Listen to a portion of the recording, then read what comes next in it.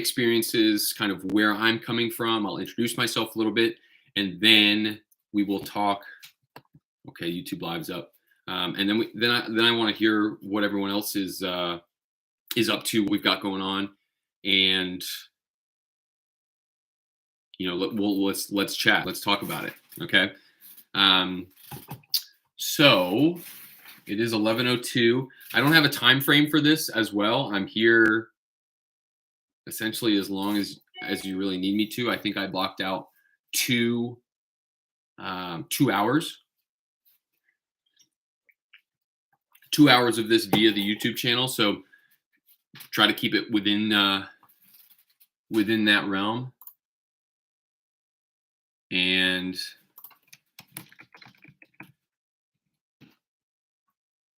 we'll go. All right. So thank you everybody for being here. Happy Saturday. For those who do not know me, my name is Bowie Matteson, and I've had type 1 diabetes for 21 years. And about 2 years ago, I kind of awoke to the fact that nothing was happening in terms of research, in terms of advancements for managing the disease. And so it was just, everything was stale, everything was stagnant. It was really just like, hey, there's a new Dexcom. Hey, there's a new pump. Hey, there's an insulin that works 5 minutes faster than the last one we used. And I kind of got a little disappointed in that, because it's like, hey, what's really going on here? What are we really focusing on, and why are we not focusing more on a cure, right? That seems to be like a word everyone is afraid to say, from legal standpoint, which is a problem in and of itself, but also from a hope standpoint. And the more I questioned that, the more it made me kind of hungry to start my own search for something along those lines. Like, what do we know? What do we know? And why is nobody talking about it? Right? So I've started to kind of raise my voice a little bit and start to talk more and more about my ideas. And again, people are just so infatuated with answers, like, well, hey, why? I heard this works. I heard this doesn't work. Why, is it keto? Is it raw vegan? Like, dairy's bad for me, but now it's not. It's like, it's maddening. It's maddening to hear all of this stuff. And how are we supposed to know what to do is essentially the question. So I'm here to talk more about what I have done, what I have had success with. If if I'm looking at 8-year-old Bowie when he was diagnosed, and some of the worries and concerns that he had, what does he need to know? What could he start doing now that this Bowie wished that he had done? So that's where I'm coming from here. I'm looking to get my screen recording here.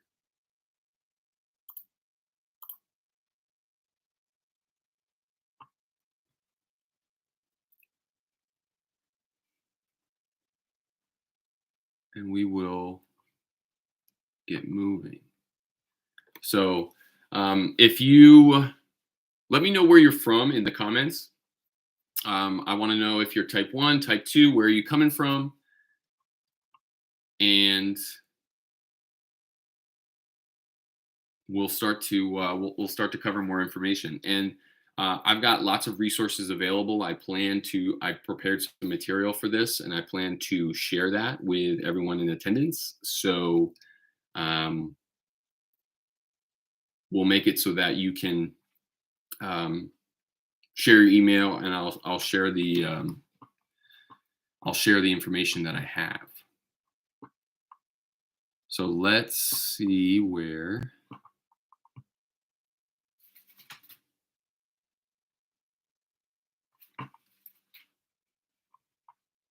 I guess I don't have the screen recording. That's okay.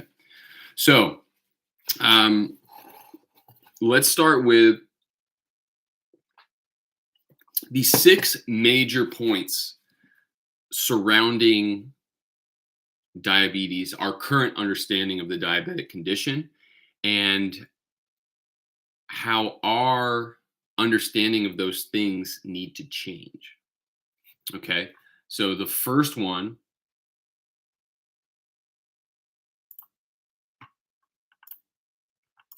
is that type 1 diabetes is genetic. Even type 2 diabetes is genetic. The genetic origins of diabetes are more disputed than any diabetic actually knows. And thank you for the likes. I appreciate your engagement. Thank you for being here. The genetic nature of diabetes is more disputed than anybody knows. And that's to say that when it was initially looked into in sort of that genetic revolution in the 90s, when people started to really kind of connect the dots between, okay, this gene means this gene means this. When it came to type 1 diabetes, they isolated it to a group of cells. And those group of cells were called human leukocyte antigen complex, or HLA. And it was not a gene, right? When the general population thinks of genes, I always like to think of it like piano keys, right? Or like a key, like a keyboard. When you strike a key, it has a note associated with it, right? So if I have the diabetes gene and I hit that note on the piano, it rings diabetes in my body. Now, the thing with the HLA complex, where they isolated the connection to diabetes, there are a number of genes. So it's not really just like hit the diabetes gene and you have diabetes. It's like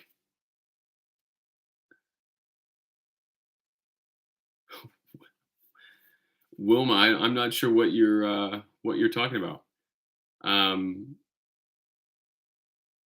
It's a series of genes. It's a series of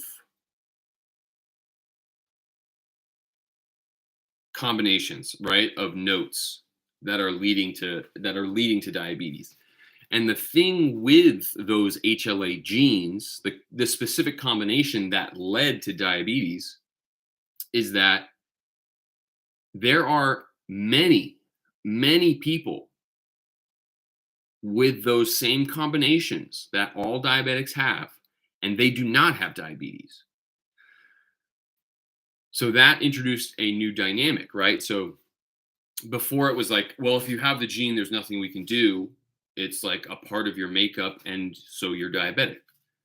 But the truth of the matter was that you could have the genes and it didn't matter.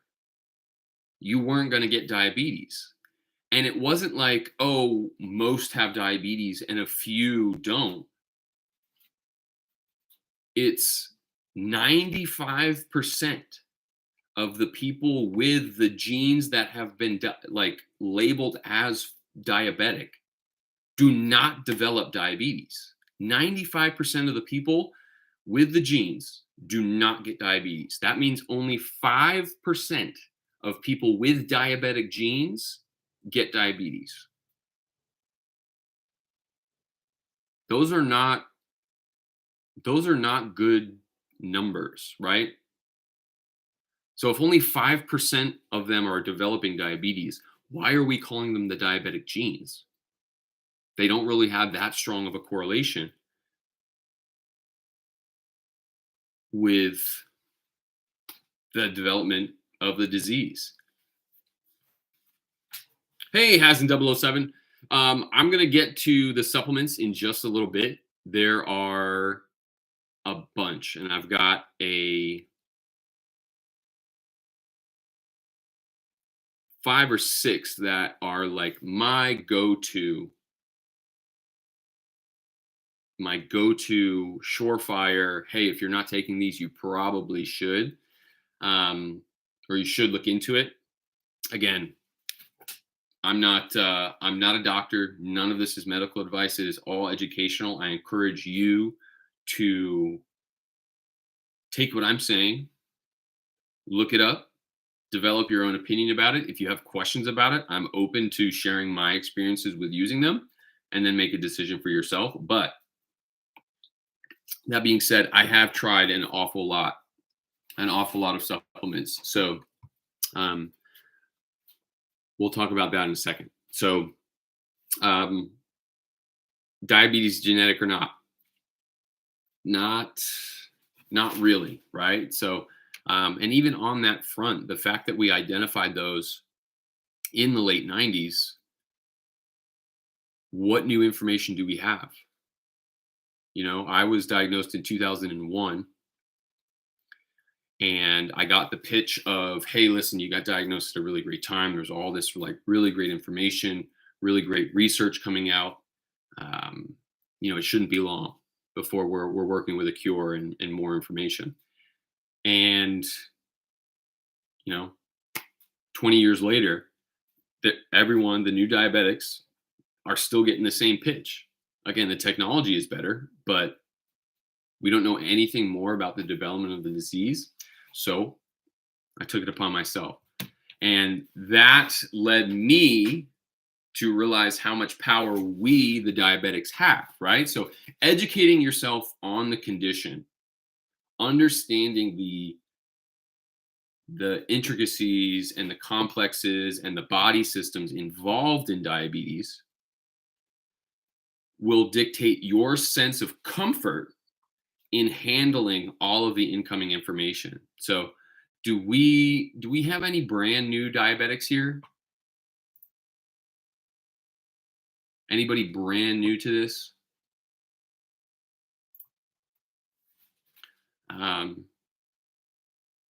Because that can be, we're all still learning. That's the biggest point, is that I'm not claiming here to be the diabetic savant. I feel like if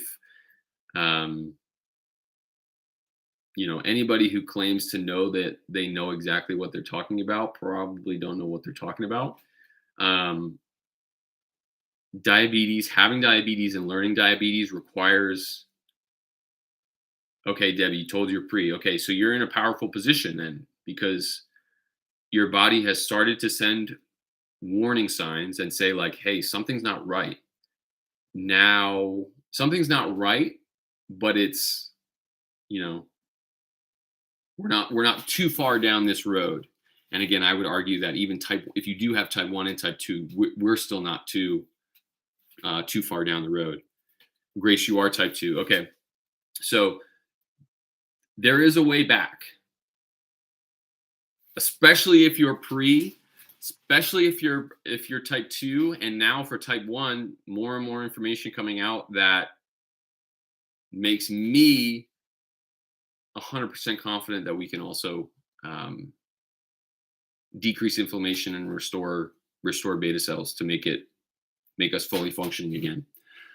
The big point of all of it is that you need to know what's going on with you in order to properly process the information that you are being told from your doctors. Because right now, our doctors are our only source of information. Trusted source, right? Because, it's like, oh, lose your diabetes in 30 days if you do this, this, this, and this. And while people have had success with that, it's done without any context, without any real understanding of the underlying basics, right? So it's like, if you are pre-diabetic, Debbie, or Grace, if you're type 2, and it's like, hey, I need you to go through this 30-day boot camp of, working your tail off at the gym, eating nothing but raw vegetables. 30 days, you're going to be, the diabetes is going to be gone. If that's true, fine. At the end of the month, then there you go. You're just like, wow, I feel incredible. This is amazing. But how are you going to prevent it from happening again? Are you just living in a state of going hard at, are you just living your life at 30-day cycles now? Possible, yes. But is that sustainable? I don't know. And for you as the diabetic participating in the program, do you know why what you're doing is working besides the fact that, oh, diet and exercise? I'm suggesting that we all need to have a better understanding of what exercise does, of what food does, because that way, when it comes time to, all of these talking heads talking about, how hard you need to work and, the 3 foods that you're able to eat now for the next 3 weeks, you're like, whoa, whoa, whoa. Well, why? And you say, okay, well, only raw vegetables because we want to avoid too much of, too much sodium or too much calcium. And you're like, okay, well, couldn't I do these things that are more within my comfort zone to achieve that same result? Yes. Okay. So the whole point of it is it's not one size fits all. Diabetes happens on a spectrum, and we're starting to see that more and more now, right? Before it was just type 1, type 2, and we've all been convinced that they are so different, you can't even have the same conversation about diabetes with a type 1 and a type 2. But now you've got type 1.5, and now you have insulin dependent type 2 diabetics and like type 1 diabetics who are honeymooning for years at a time. So there's so much of a spectrum within the diabetic condition that we need to be able to like formulate our own cures in a way. And I truly believe that the cure will look just a little bit different for everybody. There will be universal themes, in terms of, clearing out toxins, decreasing inflammation, things like that. But how you go about achieving that is going to look different for everybody. Because again, it's like you think of complicating conditions, right? How many diabetics, type 1, type 2, 1.5, 3, just have diabetes? Almost nobody, I would argue, right? So, like, you've got Crohn's, you've got IBS, you've got celiac, you've got Hashimoto's. There's just an infinite number of autoimmune conditions that go along with having diabetes. And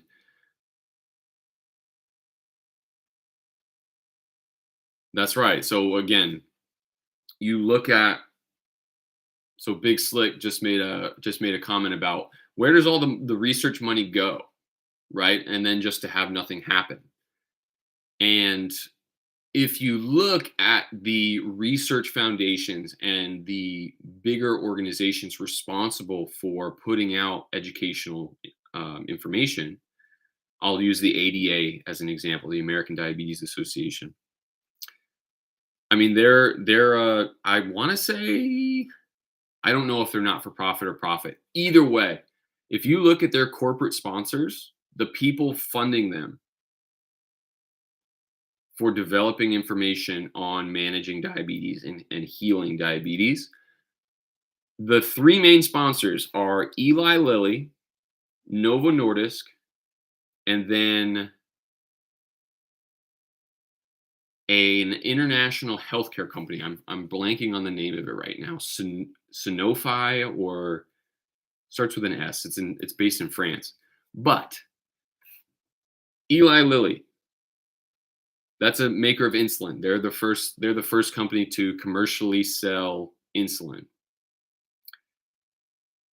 Novo Nordisk, everyone, I'm most familiar with Novo Nordisk. They manufacture insulin as well. An international healthcare company. If you look at their profits, they're just shot. The three of them in the past 3 years, each of those years, are just shy of $100 billion in profits. So the way the system is set up now, that doesn't make any, like, why would a company that is profiting so much off of the disease pay to get rid of it?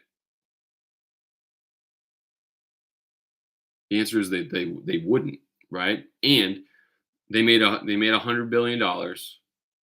They're being honored on the ADA website for giving $1 million donation. 1 million out of 100 billion is like not even touching close to 1% of their profits, right? So it's like they are not invested in healing, right? And this is not an anti-establishment, this is not something made to get you angry. It's just like that's the way it is right now. Okay, the system is set up so that they profit off of you having a disease. Educating you on that disease gives you power in determining the outcome of that disease. And you having the disease, you don't want the disease, right? So what they're doing is they're making it so comfortable to be diabetic, right? It's life as a diabetic is not bad. It's not a bad life, right? There's a lot of really great technology. I'm not saying it doesn't have its difficulties, but it's very possible to lead a perfectly normal life as a diabetic.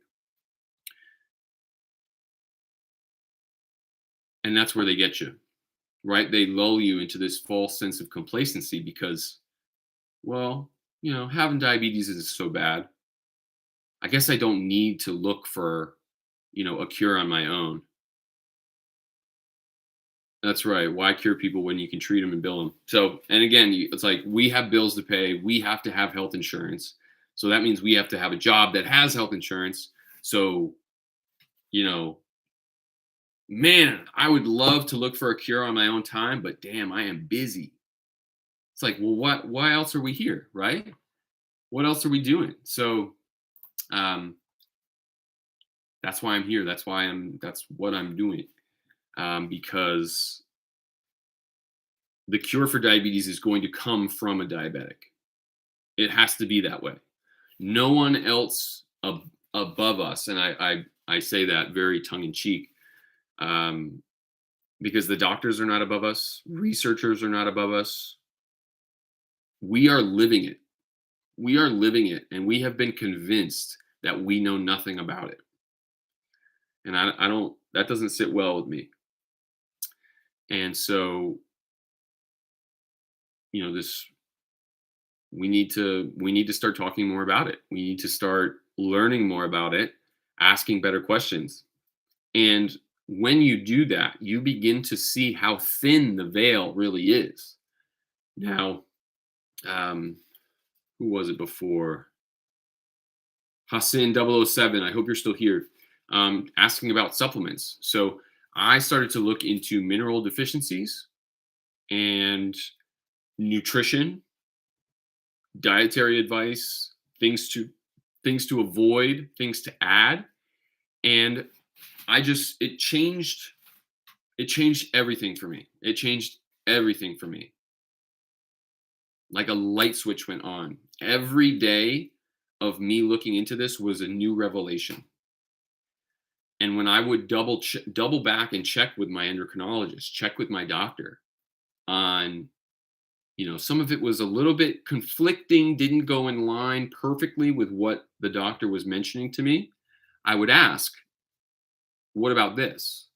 Or do you know what your suggestion is doing in relation to this factor, which I'm pretty sure has something to do with the development of diabetes? And they would say, I never thought of that. And you're like, really? I found like 6 papers yesterday morning talking about the connection between this and this. Why don't you know that? And again, not that's not an accusation, right? Because the more and more that happened, the more and more I started to realize that it's not the doctor's fault they don't know. They are a part of a system every bit as much as we are as the patients. Doctors are not being taught how to cure or heal because when you think about it, that's not their job. Their job is to intake sick people, make them feel better, and manage their condition so that they're able to return to function, right? Return to their normal life. Nowhere in there is there a cure, right? And when you introduce the business of it, a doctor with no patient is not a doctor anymore, right? So what's the best way to keep your schedule booked? Keep having patients, right? Or cure them just enough to like keep them above water, and then every time it dips back down, oh yeah, come on in, you know. So it's a little draconian when you look at it that way, but again, this is empowering on behalf of the diabetic, right? That gives the power to us to look, because I will tell you, the information is there. The information is there. You have to know where to look, and you have to know how to apply it to yourself in a way that makes sense to your condition.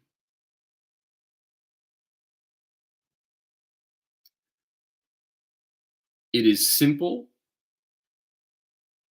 when you put it that way, right? It's like, but within each of those things is more and more complexities, and you have to be patient, and you have to understand that the development of diabetes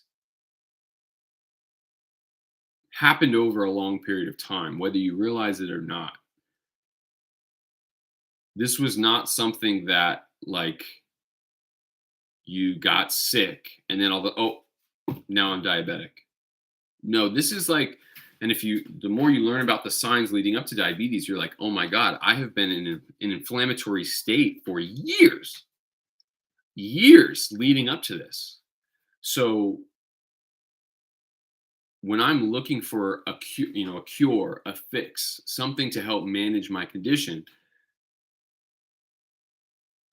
this is not a snap your fingers, pop a pill and I'm back to normal. This is, my system has been run down and depleted over a long period of time.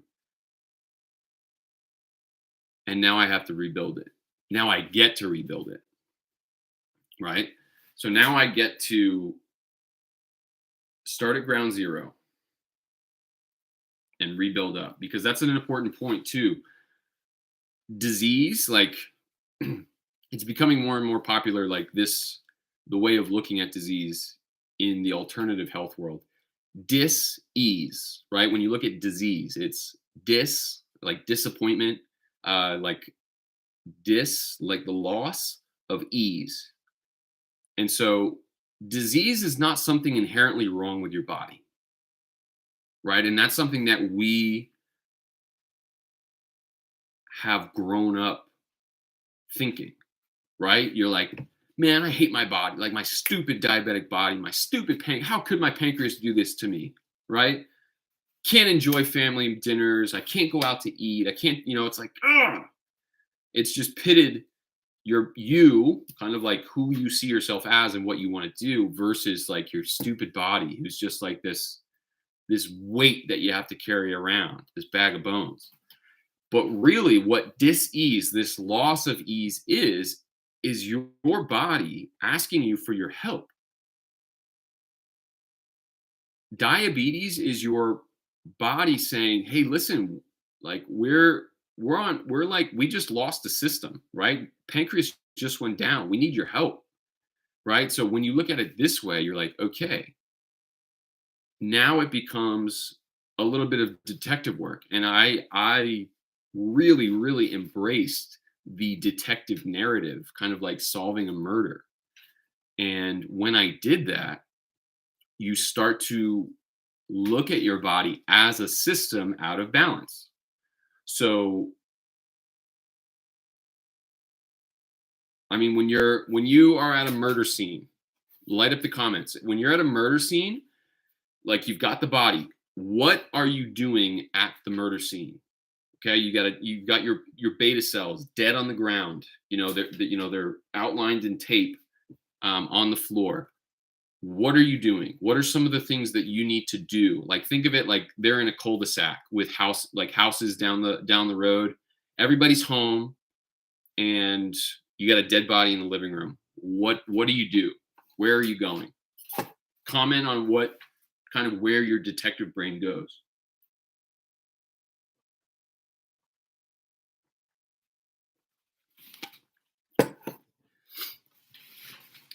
I mean, are you like how are you asking how the murder like how did the murder happen? Who am I interviewing? Who am I asking questions? Like, where do I go? Sit with that for a second. Because diabetes is just your body saying, hey, listen, we lost the beta cells. Or, if you're a type 2 diabetic, hey, we're losing the beta cells. Something's not right here and we need to fix it. Who are we interviewing? Where do you go?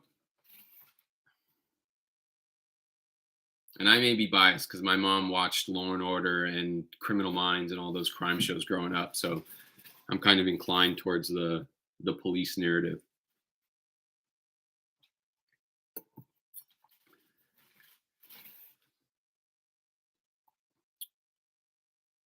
Okay. I'm not sure how to say that name. I'm gonna say SL Gabert or SLG Herbert at home stem cell therapy. Stacy. Okay, thank you, Stacy. That's a new one. That is a new one for me. Um, didn't know that they had at home stem cell therapy. Um, yeah, I mean that sounds cool. I don't I have not put any of my eggs in the stem cell basket personally. Oh, it's a patch. Wow, that's convenient. Um, I haven't put any of my bags in the stem cell basket. I'm a little bit hurt by the stem cell idea because I was diagnosed in 2001, and that was like the fever pitch of stem cells and this big outburst of genetic information, right, regarding disease, and the idea that stem cells were like this kind of like magical mystical goo that could just become anything that you want it to be. And I loved it. Like it influenced so much of my life. I went to school. I studied microbiology in my undergrad and volunteered in a lab. And I became disheartened over time because you just kept getting the same pitch. Like, oh man, just a couple years, just a couple more years. Stem cells are the answer. Really promising. Just a couple more years. And it just happened at like 2 and 3 year intervals where they're like, wow, yeah, stem cells are great. Just a couple more years. It's like, okay, 2 more years. You know what? Stem cells are really promising, really great. Just a couple more years. And then you're like, again, I'm like 21 years in. I'm like, stem cells, shit or get off the pot. I'm not like, Not that I don't believe, like I am not loyal to any one way of getting this done. I am loyal to the outcome, right? So if it works, I'm here for it. That's it. That's all. I'm not here to be right. I'm here to be cured. So I'm curious to see what that patch turns up for you, Stacy, because um again, stem cells has been quiet of late. And even in their successes, right? Because the there was a gentleman in, I think, in 2018 that had a stem cell transplant that was cured, right? He was type 1. He was in his a gentleman in his late 40s, early 50s. He was type 1 and he went asymptomatic, right? No insulin, which is outstanding, right? That's a cure in my book, right? If you're type 1 diabetic and you don't have to use insulin anymore, I'm not if I don't have to use insulin anymore, I'm not going around telling people, "Oh, I'm in diabetic remission." I'm like, "Bitch, I am cured." Okay? And I have not heard from him since that article. Nobody is talking about it. So that doesn't that doesn't make me not believe that what they did worked for him, but like what about the rest of us? What about the rest of us? And why haven't we heard anything? Right? So along that line of thinking, that happens a lot in the world of diabetics, right? New information, new new stuff. And then we're like, "Oh my god, it's going to be awesome. It's going to be great. You're going to love it." And then it goes quiet. And it's kind of just like back to business as usual.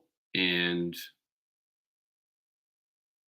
again, we're kind of like just being fed just little bites of hope, right? Just enough little bit of hope just to like make sure that we're not disgruntled and fed up. And you can only be burned, bitten what is it, bitten once, twice shy. I'm not shy anymore. It's like, y- yeah, tell me how you were cured. Why? Tell me how. Tell me how I can do that. And I haven't heard anything yet. And I am not, raining on your parade, Stacy. If you've decreased your insulin already, yeah, they definitely don't like anybody messing with their profits, right? And but I mean, Stacy, the fact that you're using less insulin is incredible. That is the goal. That is good news, right? So ride with the good news, roll with it. Um, but in terms of, yeah, that's a good sign. So I want to return to the detective narrative, right? So we've got our beta cells dead on the floor. They're saying, "Hey, what, you know, is it a gunshot wound? Was he, were they, thrown from the balcony?" And Stacy, so what Stacy, this is for the YouTube channel watching. So Stacy is a user here on TikTok who is using a stem cell patch and has noted decreased insulin usage. And she just made a great distinction because decreasing your insulin usage doesn't necessarily mean that you're regenerating beta cells, right? It could be an increase in your insulin sensitivity. And as diabetics, we have more variables, type 1 and type 2. We have a couple different variables to be mindful of, right? Because, and that's something that has been lost in the dichotomy of type 1 and type 2. Because if you were to ask anyone on the street, type 1, your pancreas is dead. You don't have any beta cells, you don't make any insulin. Type 2 is you make insulin, but you're not sensitive to it. right? And that's kind of like where our understanding stops. But if you look at the research and how type 1 and type 2 overlap, it's twofold. Di- Diabetics, and I use this term really all encompassing for 1 all the way up through 3.5 now. It is a loss of insulin sensitivity and a loss of beta cell mass. So not only you're losing your sensitivity to the insulin, and you're losing your body's natural ability to create insulin. That's something, it's like type 2 diabetics. Well, I just need to work on my insulin sensitivity. Agreed. But also, your beta cell mass is decreasing. So you're making less insulin than you used to, albeit enough where if you do manage your insulin, or if you do manage your insulin sensitivity, your body is able to keep your head above water, so to speak, in terms of managing your blood sugar.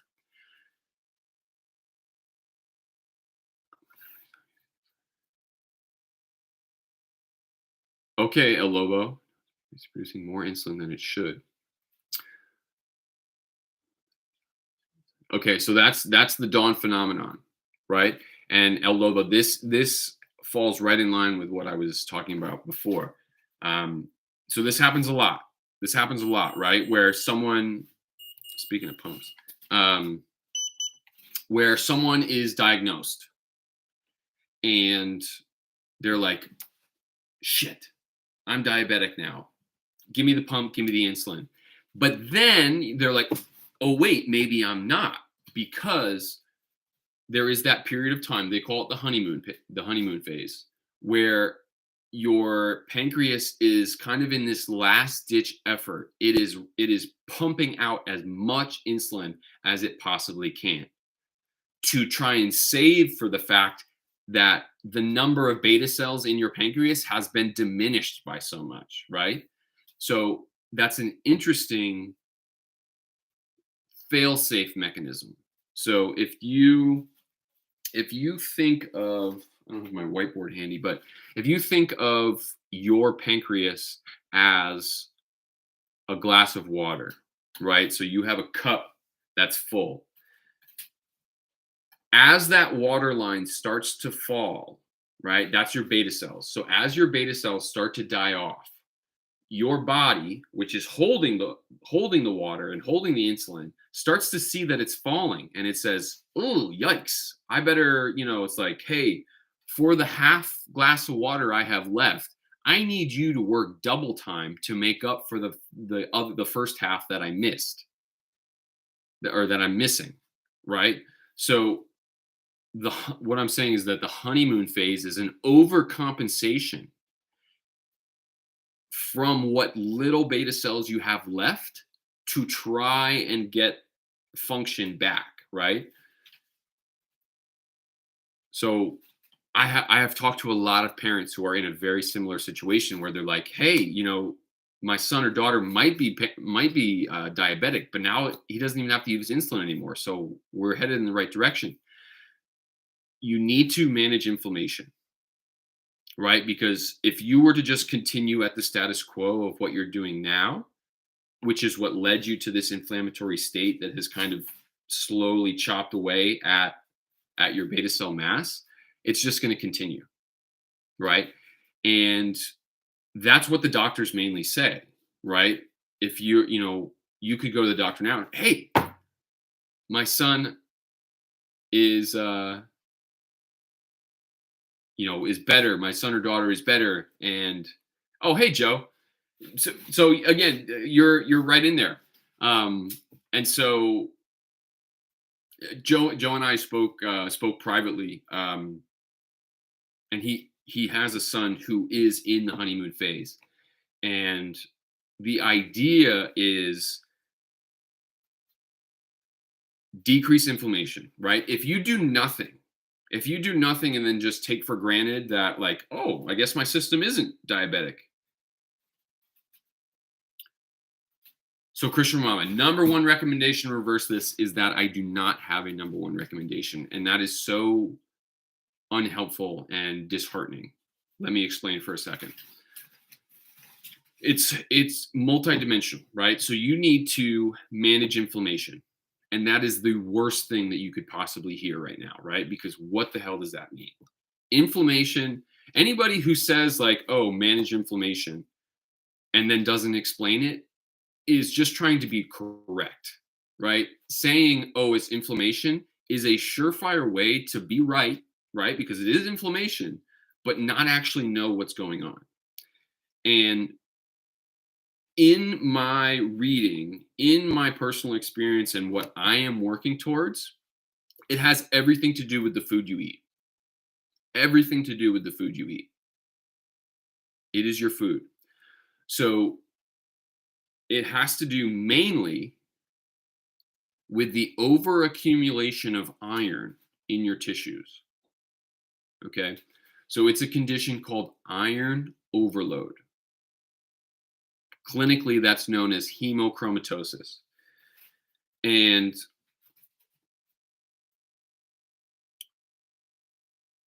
talk about the metals. Yes, exactly. So it is an overaccumulation of heavy metals, but specifically iron. We have been over consuming iron for generations, right? So grains began to be enriched in the 1920s, 1930s, somewhere in there. The processing of grain, the bleaching of grain, the international commercialization of processed food. In the processing of food, what happens? They take apart the grain. I'll use wheat as an example. So wheat has an endosperm, the bran, and then on the outside it has the exosperm, or it has two outer levels. The two outer levels are incredibly mineral rich. They include B vitamins, they include fiber, they include iron.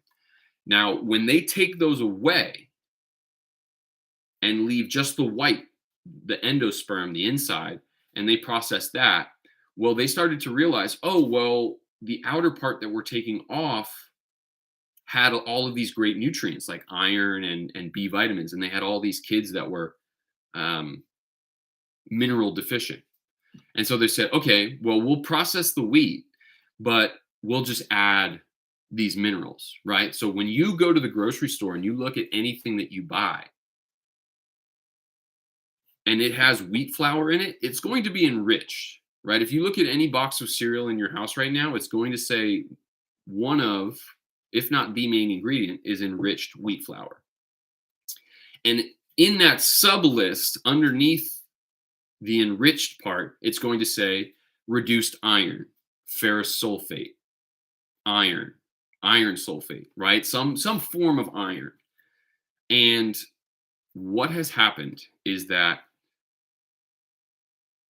in combination with the depletion of our food's natural balance of minerals, things like vitamin A, things like copper, things like magnesium, in tandem with taking away those minerals that are responsible for making sure iron does what it needs to, we've overloaded ourselves with iron. The thing about iron is that it is incredibly reactive.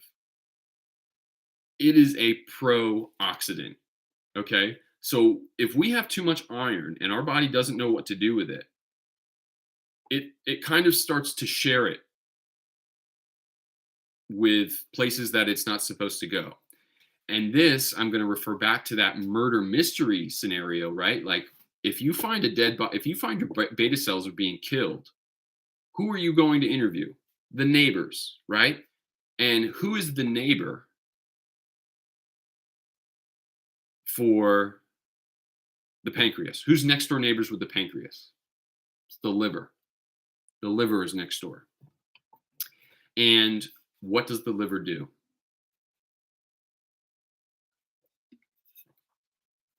The liver,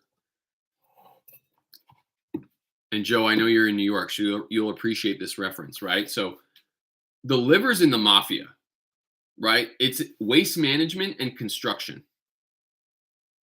or storage.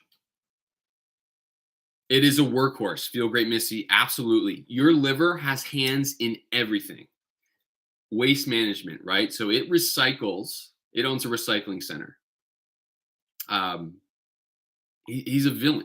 Well, if he's not doing his job, he's a villain, right? Because he's got his hands in everything. He's like making stuff go away with no real good explanation.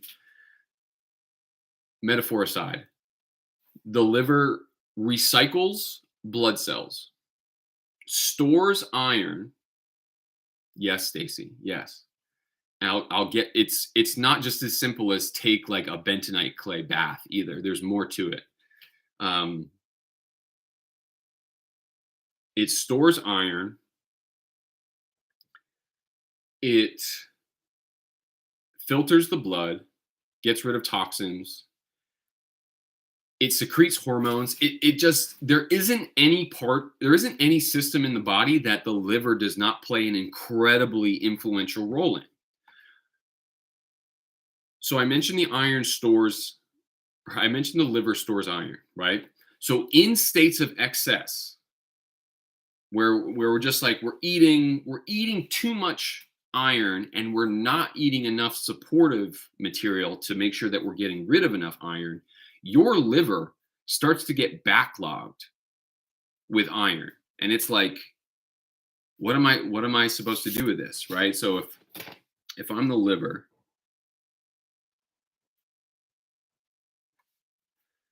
this is my depiction of a liver, right? It is huge. The liver is a huge organ, right?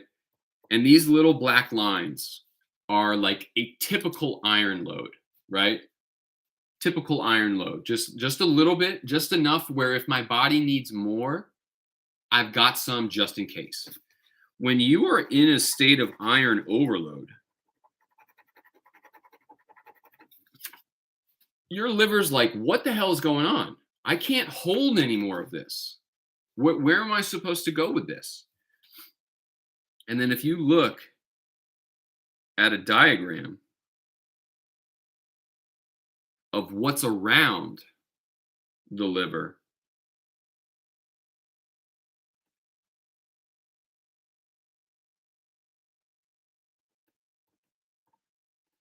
you're going to see the pancreas, the kidneys, you're going to see the gallbladder, you're going to see the small intestine, the stomach. Your liver gets overloaded with iron, doesn't know what to do with it. So what does it do? It goes to its neighbors, right? Murder scene. You go to the neighbor. Hey, what's been going on over there?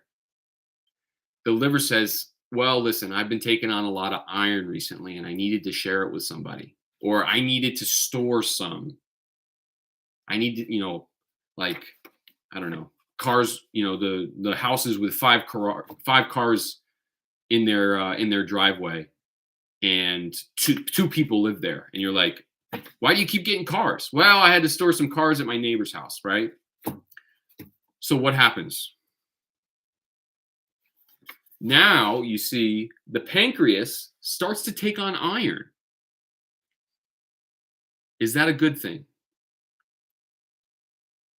Not great. And here's why. The pancreas naturally uses iron, right? It's not a stranger to iron. It's okay with iron.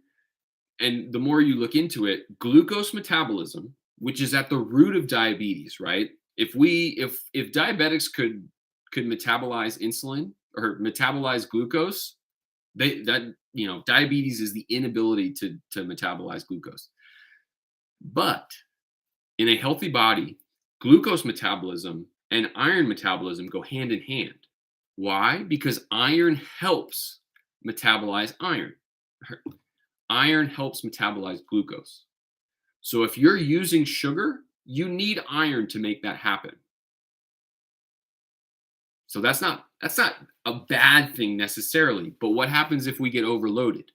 So now that the liver has started to share all of this iron with the pancreas doesn't have the means to manage that much.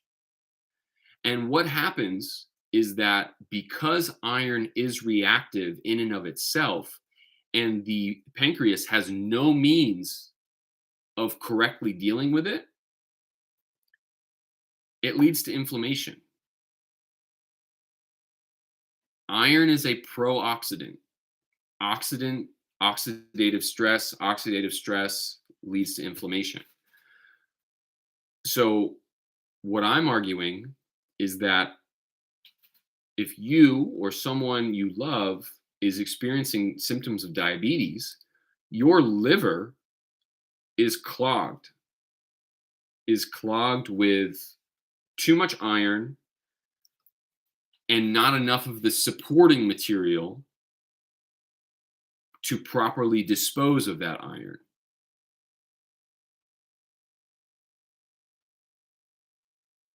Right? So Research Pro, I'll get to that in just a second. Thank you for the follow. So again, our liver is overloaded with iron. It has started to share with other organs. And I mentioned how extensive the network of ties the liver has is because it doesn't just share with the pancreas. And this is in the research. They have documented this in cases of iron overload. It touches every organ of the endocrine system: your pituitary gland, your thyroid gland, your kidneys, your stomach, your genitals, like your reproductive health is affected by iron overload. And if you overlap the symptoms of iron overload and the systems that the liver has a part in, and you place that over the conditions that we're experiencing now in our society: diabetes, Alzheimer's, Hashimoto's, IBS, Crohn's, infertility, hair loss, low testosterone. It's 1-to-1. It is a perfect overlap. A perfect overlap. And yet no one is talking about their iron load. No, Stacy. And here's where things start to really, really fall apart for the medical system, is because there is no meaningful measure in the medical system right now to measure a true iron load. So again, I'm sure a lot of you are thinking, well, my ferritin levels are fine. Every time I've gone to the doctor, my ferritin levels are in range. Serum ferritin has nothing to do with your body's iron stores in tissue, right? Because serum means in the blood. Serum means in the blood. Tissue is a completely different thing. There are ways to navigate that. So there are tests. One of the ways is to get an MRI. You can get a biopsy of liver tissue, of bone tissue, things like that. But again, you have to know what to ask for, because if you just went to your general GP right now and you think, hey, I think I have an iron issue, they would order you typical blood work. They'd look at your serum ferritin level and say, nope, you're in range. You should be good. And then you have no right to question him. You have no, depends on your relationship with your doctor, but most doctors are like, will you relax, please? Like, hey, my job to know this, not yours. But again, my greatest revelations started to come when, and again, if you're wondering about the basic supporting nutrients to iron: magnesium, vitamin A, vitamin E, copper. Those are huge. If you start to ask about those minerals and vitamins to your doctor and say, hey, what about this? They're not going to know anything about them. And I'll use an example. So I started ordering my own blood work. I went to a specific healthcare practitioner that kind of had an insight into what I was interested in, and my magnesium levels were low by my standards. On the blood test that my doctor gave me, it was in range. So why would I be worried? But it was low for what I wanted it to be. And I go to my endocrinologist, and she's selling me on this new diabetes drug that makes you pee out. Hey Bryce, that makes you pee out extra sugar, right? So it's just kind of like, oh, if it's a way to protect against highs, because if your blood sugar gets too high, it just diverts it right to the kidneys for you to pee out. And I'm like, first off, glucose in your urine is not good, right? That's like where nephropathy comes from, and chronic kidney disease comes from in diabetics, is too much sugar in the urine. But then, regardless, I was like, well, what is that going to do for my magnesium levels, right? Because the adrenal glands control sodium, potassium, and magnesium excretion. So I say, what is a drug, vitamin E, Stacy? What is this drug that you're suggesting going to do to my magnesium levels? And she like looks at me with like dead eyes, and is like, oh, I don't know that. Let me check. And I said, this conversation is over, because those are all things that are, symptoms, right? Peeing more sugar. I'm not, Bryce. I'm right now, I'm just on the Omnipod. I'm in between scripts for my Dexcom. So I've just been testing manually right now. So I got my One Touch Ultra here. But if you really start to look at the underpinnings of the diabetic condition, the medical system is falling flat, truly falling flat. And that's why I'm here. That is like, I just published a book. And again, I know on my on the videos, letting people know about this talk, I was like, I'm not going to sell you a book. I have a book. I have a book that outlines everything that I'm talking about. I just finished it. So it gives you the research articles. It gives you the supporting nutrients, like all of vitamin E, vitamin K, fat soluble, everything. Just like what I've been doing, even talking about beta cell regeneration. Bryce, so what are my thoughts on stem cell therapy? Stacy actually just mentioned earlier that she's taking a patch for stem cells. I'll give my 2 cents on stem cell therapy. I've had diabetes for over 20 years. I have gotten the stem cell pep talk 9,000 times with no results. So I'm personally not excited about it. And my issue with stem cells is that stem cell or transplant, if you're not addressing the reason it happened in the first place, let's say you get a new pancreas, Bryce. You're like, hey, I'm a match organ donor. Give me the new pancreas. What's preventing that from happening again if you don't know why it happened in the first place? So I liken it to a metaphor for a garden, right? So you have this bed of soil with all these plants in it, and those plants die. Those plants die because the soil couldn't nourish the plants. It was just like dead soil.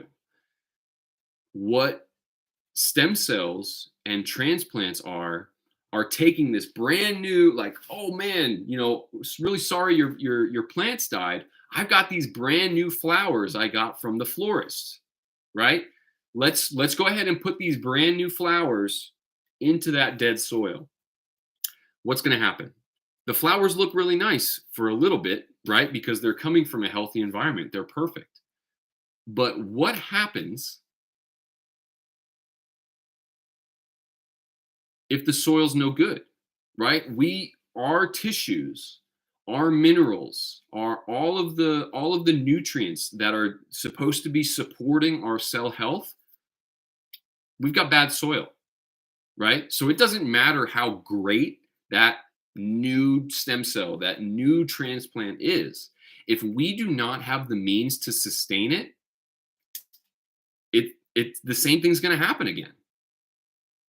Maybe. And again, Stacy, I don't want to say this and be discouraging, but that's how I see it. That's like logically where my mind goes.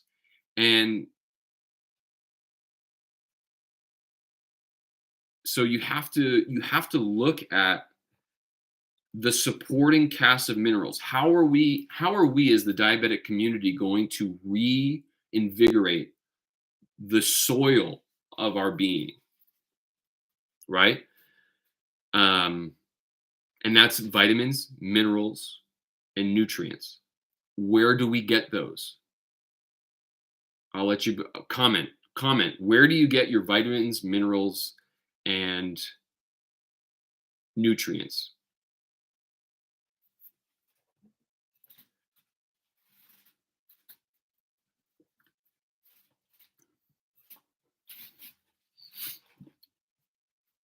Vitamins, minerals, nutrients that help make our bodies what it is. It's our food. It's our food. There's no other way to split it. There's no way to there's like you are what you eat. That's not a cliche, right? So we exactly, Joe. We are eating our way into oblivion. And again, food is such an intimate topic because it's the source of life, right? You have to eat to live. And yes, Mashrodo. So when you when you start to talk to someone about their food, it's personal. It's personal because the emotional ties, the comfort of food, just the sensory attachment. Like we went through this whole. I've been through the gamut of shit. I've been keto. I've been raw vegan. Bryce, I love food too, and it's you know as soon as I say, well, you have to manage your diet, where does everyone's mind go? Like, what do I have to say goodbye to that I don't want to say goodbye to? You know, and we've been backed into a corner, right? Because we are a group of people now that does not like to cook, does not have the time to cook, and doesn't have the money to invest in quality foods. Eat to live, not live to eat. And the biggest shift comes when you manage your relationship to your food. That can be managing your emotional stress, managing stress in general, but um, when you start to, I mentioned that group of vitamins before that is really important in buffering your iron. You also have to be mindful of things that are making things worse, right? So, what are some pro-inflammatory foods that are everywhere? Vegetable oils, right? I call them PUFAs, polyunsaturated fatty acids. So, safflower oil, sunflower oil, um, canola oil, fish oil. I do not trust fish oil at all. So those are basically just like inflammation bombs. And then when you think about the contents of the food that those oils are included with, right? What do you like? Fried food. What's fried? What is your fried chicken from Chick-fil-A coated in? Enriched wheat flour with added iron. So now you have this added iron, a pro-oxidant, slathered and juiced up with this fiery bomb of hot oxygenated oil. And it's like we have and even even those who are, well, I don't eat fast food, Bowie. I don't eat fast food. It's everywhere. It's everywhere in our lives right now. But you also have to consider the generational accumulation of all of this, right? Because you may be thinking, you know, my son is 3 years old. He doesn't eat fast food. How could my kid, who I've done a good job of feeding the right things, how could they develop this, right? It can't be attached to food. But consider this: genes are not the only thing passed on when you reproduce, like generation to generation, right? Your kids are not just getting your genes, they're also getting your cellular environment. They're inheriting your magnesium levels, they're inheriting your calcium levels, your cell membrane quality, your iron, like all of those things that mama ate in making the baby is what that kid is made up of.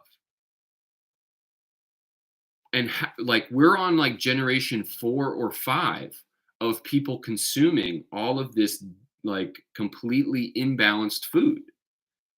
So while your kid may have been eating all the right things, or we only have ice cream on Sundays, that couldn't have been it. You're like, no, it definitely wasn't it. But think about all of the, like, they inherited a slanted deck, right? And it's just coming to a head now because it's like it was only a matter of time. And so then you think, okay, well, hang on a sec. Let me look at your parents. Think of not the conditions, right? Because there was no Hashimoto's in the 50s, right? There was barely even autism. There probably was autism, but they didn't know it was autism. But you're like, think of the signs of inflammation. And I'll use my family for example. So my mom has had stomach issues her entire life. My dad has had very thin hair and very white hair most of his life. His mother had white hair in her 30s. And this was in the 40s.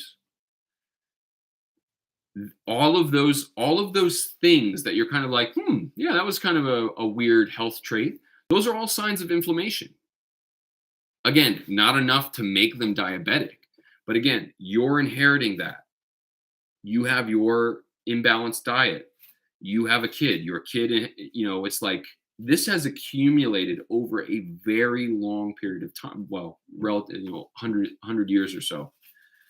And so it's not so cut and dry as like, well, I've been doing right since I was a baby. How could this have happened to me? It's like, it's not just you. It's your great grandfather, it's your grandfather, it's your father, and so on and so forth. So it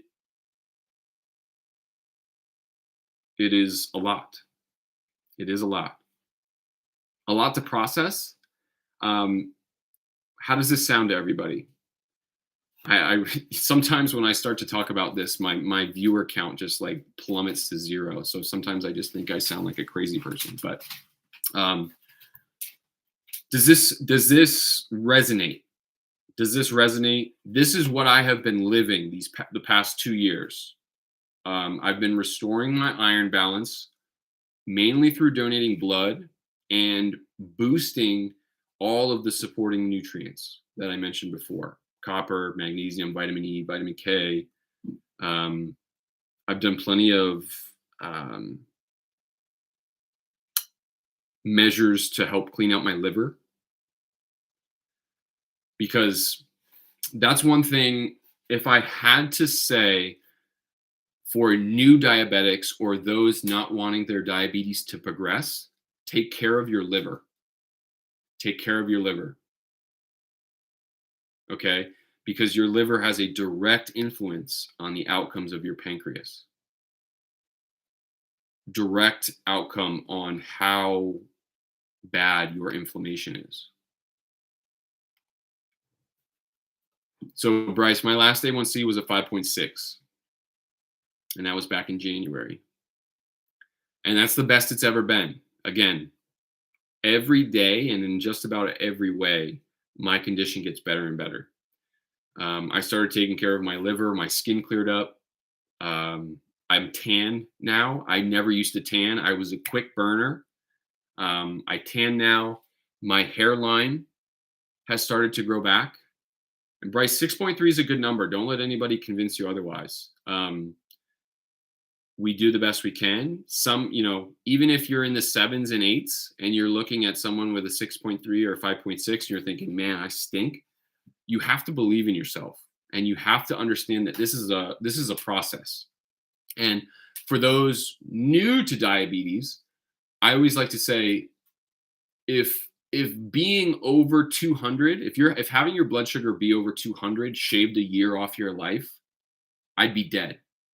Okay, I have had bad blood sugars.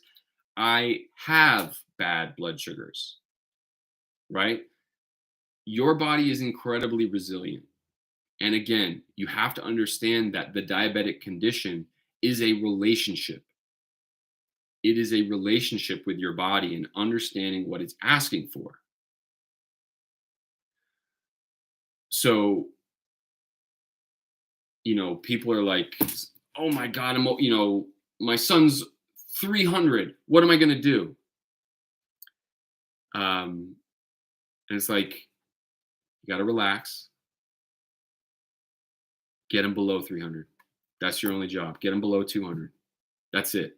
Handle everything as it comes. Obviously, if you live your life over 300, you're hurting yourself. But if you just handle things as they happen, you're going to be okay. I've been in hypoglycemic shock before. I didn't wake up for school. I just was like a sweaty mess that my mom came in and had to call the paramedics. I've been in ketoacidosis many times because I was negligent, because I forgot to bolus for what I ate. It's like every time I go to the doctor, every system is perfectly fine. Your body is resilient. You have to take care of it. You have to listen. You have to listen to what it's asking for. Okay? And so this is all to say that the cure is here. The cure is here.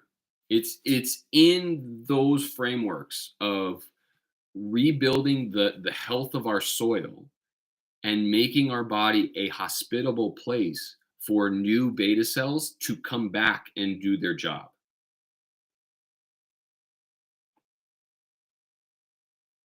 I'm waiting for someone to come forward and give me a good basis why that would not be true, and I haven't found it yet. Just because it hasn't happened yet doesn't mean that it's not possible, right? If I lay out everything that I just shared with you this way, you start to see that kind of does make sense. Why not? Right? And then again, that just feeds into a million different things that you can do to help better manage your condition. Offloading iron, reboosting the minerals that are supporting that.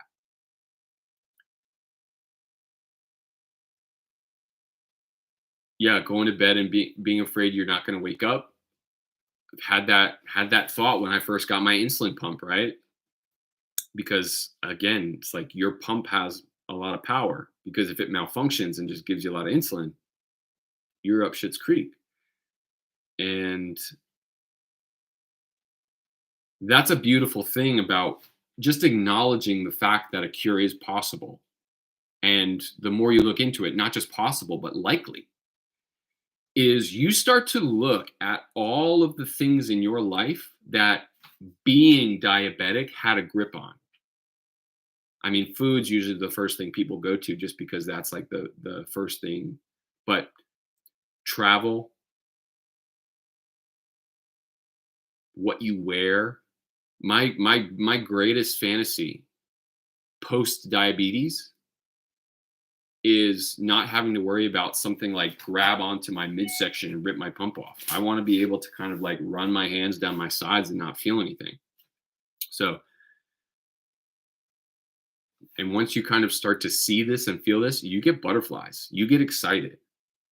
And that excitement is what we need. The deadly door frame. That's right. The doorknob grabbing hold of your wire. That's what we need. We need hope. We need hope and a plan. And we need to have a community where we can share what we're going through, what we're trying, what we're experimenting with, what we're experiencing, right? That's what my TikTok channel is I need the diabetic collective to be more curious. Start asking better questions. When you don't get an answer that you trust, you have to find it yourself or find someone who you trust to help you find it, right? And that's where the cure is. Boom, final answer. Okay.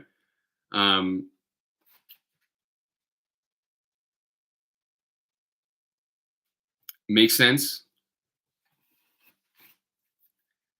And again, there's a wonderful quote. A wonderful quote. This is from the scientist Buckminster Fuller, who was a chemist back in the day.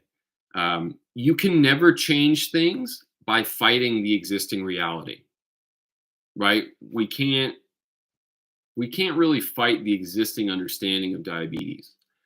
To change something and to truly change it, how we manage our condition is to build a new model that makes the existing model obsolete.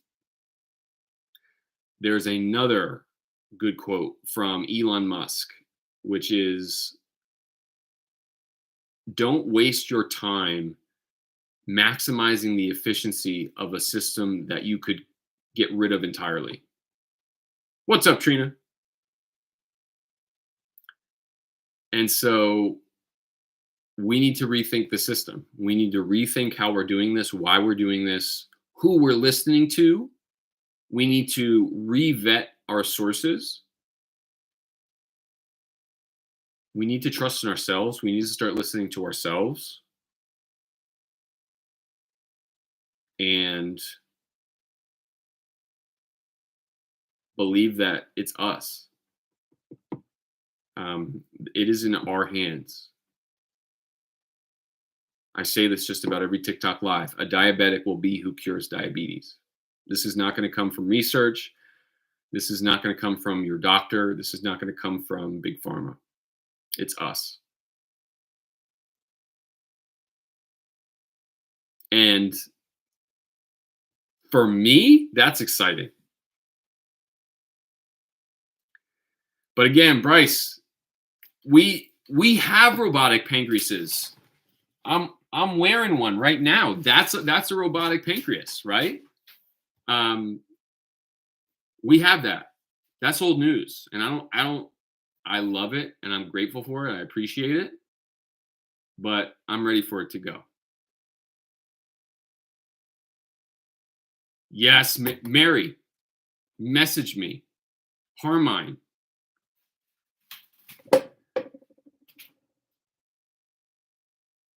Mary, I can't believe you just said that.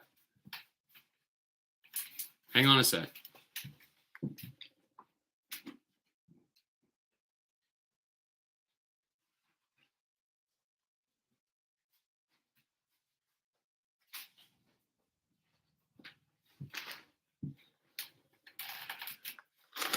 So, Mary,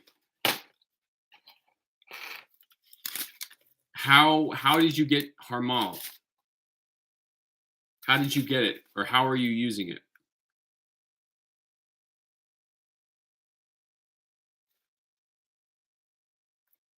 I'm going to show my hand pretty quick. From Egypt. Okay. So Syrian rue is what it's called. I'm in the US. So Syrian rue. So you see there, wild rue. Syrian rue is a seed, and I just have a bunch of seeds here that I grind up and put in capsules. There is a compound. Okay, cheers, Mary. There's a compound in Syrian rue called harmine or harmal. It's got a couple different names. Harmine, Harmine, and it's being used in trials right now. Not human trials, but it's in the research as having potential to regenerate beta cells. So I grind this up. I grind up the seeds. Harmine. That's right, Bryce. I put it in capsules and I take it. And that's not the only way, Mary. There are a couple different ways. You got to buy my book. Fuck, man, my book. I talk about, there's a couple different ways to do it, but Bryce, that is a question I have become immune to. Because to be honest, I don't give a fuck if it's safe or not. I'm doing it if it might work. And I'm sorry for my crass language, but I don't care if it's safe or not.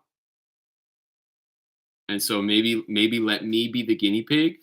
But it does have at high, it's also, so harmine itself, the compound, is one of the active components in ayahuasca. And at doses high enough, which again, you'll have to experiment on your own, it can be psychoactive. It can lead to tremors. It can kind of mess you up a little bit. But again, you got to risk it to get the biscuit, in my humble opinion. None of this is medical advice. You have to make decisions for yourself. I have ridden those seeds to the moon before. But again, you have to find out. You have to, it's like, so. And Bryce, my retort to that is like, who are you waiting on to tell you it's safe? And how long are you willing to wait? I'm not waiting. If there's a chance, I'm doing it, and I'm doing it now. And that's how I've been operating. That's how I've gotten to where I've gotten. Yeah, if you had asked me about this stuff like a year ago, I'd be like, what? You just go. You do your due diligence with the time that you have, and then it's like, okay, good enough for me, and then I do it.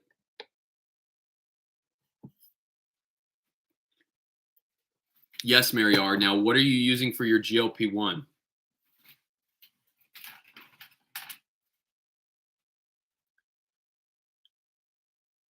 Because some people are medicated, right? Some people, because in the study they use Ozempic, I think, or Trulicity. Okay, Trulicity, yeah. I'm using berberine. So berberine is a GLP-1 agonist as well, natural. I don't have a prescription for Trulicity or Ozempic. So I've just been double kind of like, I take berberine. I mean, there's a million natural GLP-1s. I have another book called Natural Solutions, which lists a bunch of herbs that act as natural GLP-1 agonists. And so yeah, I've been piggybacking berberine and the Syrian rue. Hell yeah, Mary. Do I follow you? I do now. But yeah, and thank you, Mary, for being up on the research. I appreciate that. I'm glad that other people are still looking. Um, but yeah, yep, I'm here for it. That's what I'm doing too. But Mary, to that point, you also, and this is my angle. You don't have to take this as well. N- just regenerating beta cells isn't enough yet. Because again, same thing with stem cells, same thing with transplants. It's like, are we just making new cells to get killed again because we don't have the anti-inflammatory ability? Like we haven't, we're still we're still inflamed. So we have to manage that inflammation first, offload all of this iron, reestablish balance, and then make our body hospitable to kind of like house the new beta cells. So, um, so yeah, that's awesome. That's awesome. I'm glad you're here. Trina, I don't know. I don't know, Trina. Um, like what's the like ding ding ding ding ding? Okay, you're good. Go get them. You're not inflamed anymore. I don't know. Um, I don't take resveratrol. What I do, I take GABA and I take quercetin. So quercetin is an resveratrol. Do you mean for the NMN, the nicotinamide mono mono something? It's for mitochondrial health. Is how I understand it.